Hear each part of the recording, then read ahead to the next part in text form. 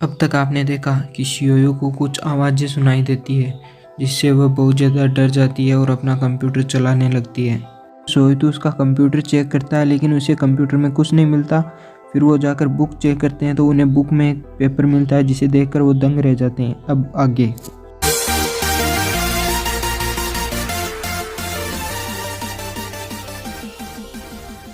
योयो अपना लैपटॉप चालू करती है लेकिन वो देखती है कि उसका लैपटॉप अजीब तरीके से बर्ताव कर रहा है।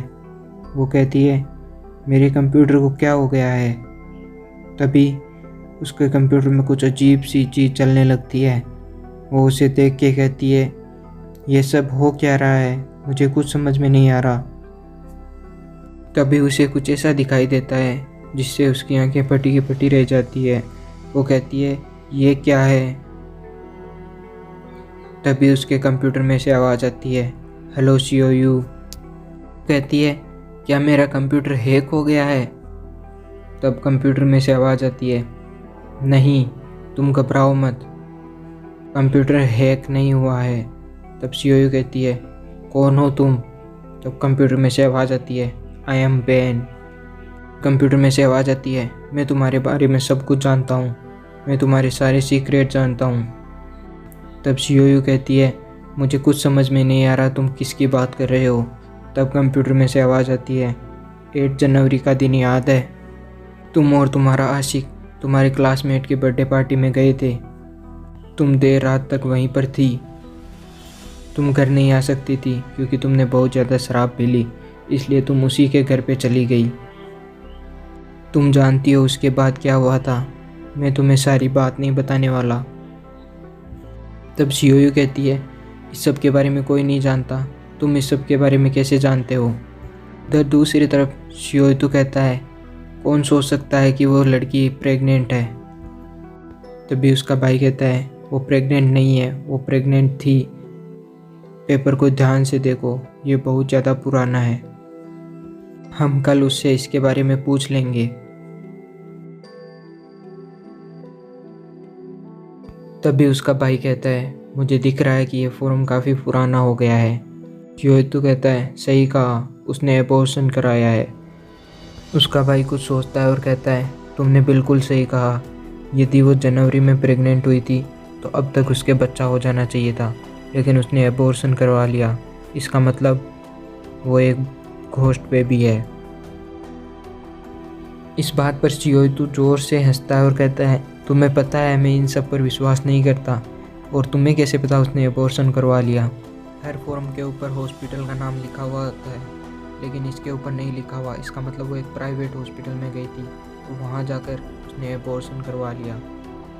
शियोयू कहता है यदि उसने एबॉर्शन करवाया है तो उसके पास और फॉर्म भी होने चाहिए, लेकिन उसने उन सबको डिस्ट्रॉय कर दिया, सिर्फ इसे रखा। लेकिन क्यों। शायद वह इसे अपने बच्चे की फ़ोटो समझ कर रख रही होगी। उधर शियोयू कहती है नहीं, अब और नहीं, इससे आगे मत बोलो। तब कंप्यूटर में से आवाज़ आती है क्या अब तुम मानती हो कि मैं सब कुछ जानता हूँ। तब शियोयू कहती है आखिर तुम मुझसे चाहते क्या हो। तभी कंप्यूटर में से आवाज़ आती है मैं जानता हूँ कि तुम्हें एक घोस्ट बेबी डरा रहा है, लेकिन मैं बस तुम्हारी मदद करना चाहता हूँ। इसके बाद हम देखते हैं कि शियोयू अपने यार्ड में खड़ी है। वो कहती है मैं ये पहले भी कर चुकी हूँ। उसके दिमाग में कंप्यूटर द्वारा बताई गई बातें चल रही है, सिर्फ यही एक रास्ता है तुम्हें बचाने का। शियोयू कहती है मुझे क्या करना होगा। कंप्यूटर में से आवाज़ आती है क्लिनिक वालों ने तुम्हारे बेबी को पूरी तरह से नहीं जलाया था, तुम्हें उसे वापस निकालना होगा और पूरी तरह से जलाना होगा। शियोयू कहती है लेकिन मैंने उसे पहले ही जला दिया है। कंप्यूटर में से आवाज़ आती है मैंने कहा था सिर्फ यही एक रास्ता है, अब तुम सोच लो। शियोयू अपने यार्ड में खड़ी है। वह कहती है मुझे पहले उसे खोद कर बाहर निकालना होगा। वो ये कहकर ज़मीन में खोदने लग जाती है। तभी कहीं से फिर से बच्चे की रोने की आवाज़ आने लगती है। वो कहती है ये आवाज़ कहाँ से आ रही है। वो पीछे मुड़कर देखती है। वो देखती है कि एक बच्चा जो उसके बहुत दूर खड़ा है वो जोर जोर से रो रहा है और उसकी तरफ बढ़ रहा है धीरे धीरे धीरे धीरे। वो बहुत ज़्यादा घबरा जाती है और फिर से उसी जगह पर जल्दी जल्दी खोदने लगती है। वो कहती है मुझे जल्दी से उसे बाहर निकालना होगा।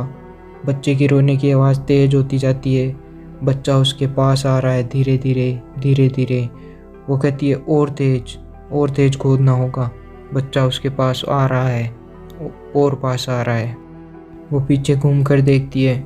वो देखती है कि बच्चा बहुत पास आ चुका है। वो कहती है वो मेरे पास आ रहा है, मुझसे दूर रहो। वह और जोर से और तेज खोदने लगती है।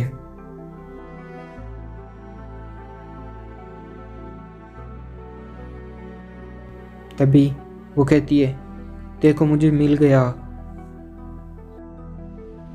वो उसे देखकर बहुत ज़्यादा चौंक जाती है क्योंकि वहाँ पर कोई बच्चा नहीं होता। वहाँ पर एक खाली बोतल होती है। वो कहती है ये खाली कैसे है। तभी वो बच्चा उसके बहुत ज़्यादा पास आ जाता है।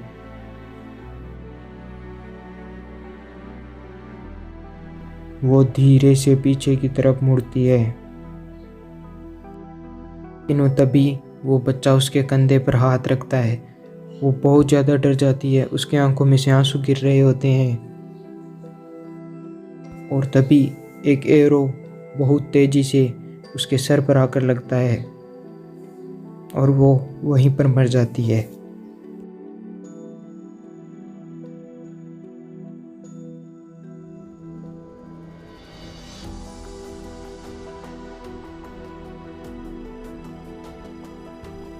उसकी माँ कहती है हनी तुमने कुछ सुना।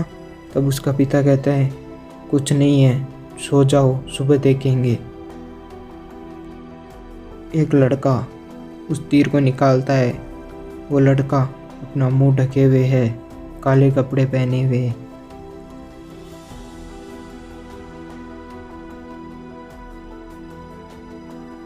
अगले दिन the twin spirit detective agency के रूम में वो दोनों रेडियो सुन रहे हैं। रोहित तो कहता है वो अभी तक क्यों नहीं आई, उसे आ जाना चाहिए था। उसका भाई कहता है तुम्हारा कल का बर्ताव ऐसे था जैसे तुम उसे ठग रहे हो, इसीलिए शायद वो नहीं आई। तो कहता है तो क्या वो अब नहीं आएगी। तभी रेडियो में से आवाज़ आती है शियोयू नाम की हाई स्कूल की गर्ल अपने यार्ड में मरी हुई मिली। यदि किसी को भी उसके बारे में पता चले तो पुलिस को फ़ौरन इन्फॉर्म करें। वो दोनों उस रेडियो की तरफ देखते हैं।